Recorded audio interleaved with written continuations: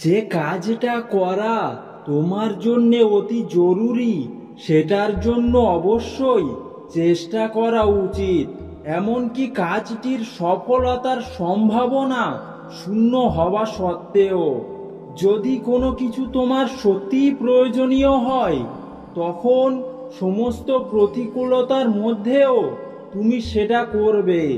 কোনো কিছু সম্ভব করতে হলে প্রথম পদক্ষেপটা নেওয়া প্রয়োজন, সম্ভাবনা আসে তারপরে। আমি মনে করি সাধারণ মানুষের পক্ষে অসাধারণ হয়ে ওঠা সম্ভব। যখন তুমি একটা সমস্যার সাথে সংগ্রাম করবে, তখনই সেটার সম্পর্কে তুমি বুঝতে পারবে। যদি বিফলতা না আসে, তাহলে বুঝতে হবে যে তুমি পর্যাপ্ত উদ্ভাবন করছো না। কিছু করার জন্য আপনাকে অনেকটাই অনুপ্রাণিত হতে হবে, না হলে আপনি নিজেকে খুবই দুঃখী করে ফেলবেন। আপনার কখনোই হার মেনে নেওয়া উচিত নয় যতক্ষণ না পর্যন্ত আপনাকে পরাজয় স্বীকার করার জন্য অন্য কেউ জোর না করছে। সহ্য ক্ষমতা অনেক বড় একটা গুণ, আর এটাকে শেখা আরো কঠিন। আপনি যদি ঝুড়িকে নিয়ন্ত্রণে রাখতে পারেন, তাহলে আপনি অনায়াসে সেই ঝুড়িতে সমস্ত ডিম রাখতে পারবেন। সর্বদা মহান কিছু উৎপাদনের মাধ্যমেই একটা মহান কোম্পানি তৈরি হয়। যদি আপনি কোনো কোম্পানি তৈরি করার স্বপ্ন দেখে থাকেন, তাহলে সেটা একটা কেক বানানোর মতো জিনিস, যেখানে আপনাকে সমস্ত সামগ্রীকে একদম সঠিক পরিমাণ দিতে হবে। আপনি যে জিনিসটা বানাতে সবচেয়ে ভালো পারেন, সেটা বানানোর জন্য আপনি অধিক কঠোর হতে চান, তাহলে সেটার মধ্যে সেই সব কারণকে খুঁজে বার করুন যেটা একটা সমস্যা, আর সেই সব সমস্যাকে সমাধান করুন। মন লাগিয়ে কাজ করুন। তার মানে আমি এটা বলতে চাইছি যে প্রত্যেক সপ্তাহে প্রায় 80 থেকে 100 ঘন্টা কাজ করুন। এটা আপনার সাফল্যের সুযোগকে আরো বাড়িয়ে দেবে।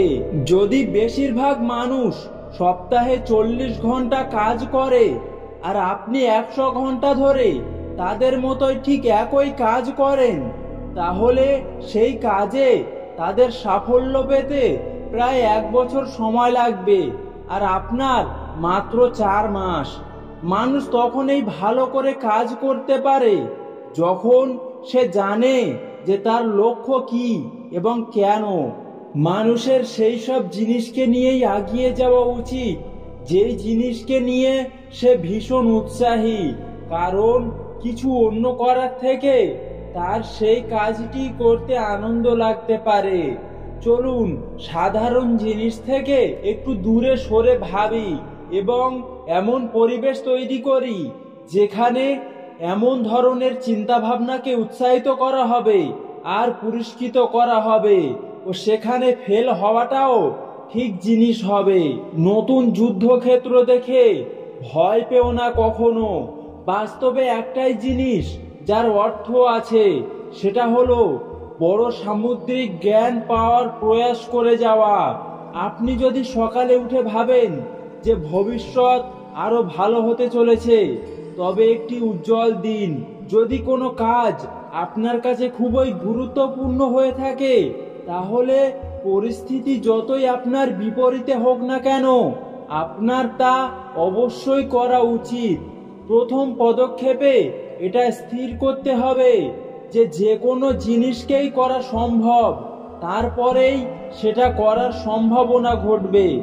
কিছু মানুষ পরিবর্তনকে পছন্দ করেন না, কিন্তু বিকল্প রাস্তা যদি সমস্যা হয়, তাহলে আপনার পরিবর্তনকে অবশ্যই আলিঙ্গন করা উচিত। যে কোনো জটিল কাজ করার জন্য অনেক লোককে নিয়োগ করাটা একটা বোকামি। সংখ্যা কখনোই ট্যালেন্টের জায়গা পূরণ করতে পারে না। যদি আপনি কোনো কাজে অসফলতা না পেয়ে থাকেন, তাহলে আপনি নতুন জিনিসের আবিষ্কার করছেন না। যদি আপনি কিছু বছর পিছনে যান, তাহলে কিছু জিনিস জাদুর মতো আপনার কাছে মনে হবে, যেমন অনেক দূরে থাকার পরেও মানুষের সাথে কথা বলতে পারা, ছবি সেন্ড করতে পারা। নেগেটিভ ফিডব্যাক অবশ্যই নিন, বেশি করে বন্ধুদের থেকে। দুজন মানুষ যে কিছুই জানে না, তারা কখনোই একজনের থেকে বেশি ভালো হতে পারে না। এটা উন্নতিকে আরো কম গতিময় করে দেবে আর কাজকে আশ্চর্যভাবে আরো ব্যয়বহুল করে দেবে। জীবনে কখনোই নতুন কিছু করতে ভয় পেও না।